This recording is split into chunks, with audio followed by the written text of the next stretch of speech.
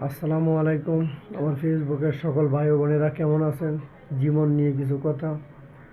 আপনার কিন্তু বয়স যখন 15-20-এ যায়, তখন কিন্তু ছোটোখাটো আশা আকাঙ্ক্ষা থাকে। যারা পড়াশোনা চাইতে দেয় হয়তো প্রবাসে যায়, হয়তো বাড়িতে কিছু কাজকাম করে। তো আমিও এরকম একটা ছেলে, তেমন পড়াশোনা করি নাই।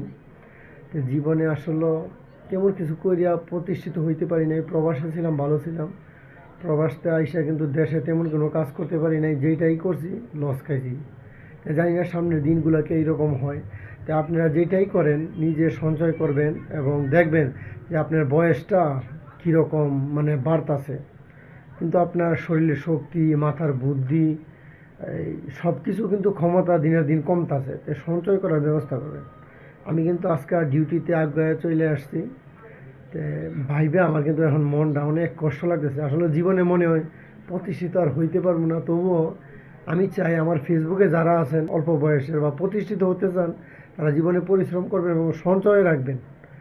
আনন্দ ফুর্তি করে উড়াই লাইলে চলবে না, কারণ আপনার একটা বয়স আইব যে বয়সে আপনার পাশে কেউ থাকবে না।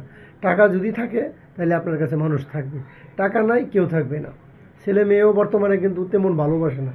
যখন বাবার পকেট থাকে, জমি থাকে, ভালো বাড়ি থাকে, ব্যবসা বাণিজ্য থাকে, তখন ছেলে মেয়ে সবাই থাকে, বউও থাকে। পকেট যখন ফাঁকা হয়ে যাবে তখন কিন্তু সবাই হেলা করবে। সবাই ভালো থাকবেন, সুস্থ থাকবেন, সবার সুস্বাস্থ্য কামনা করি।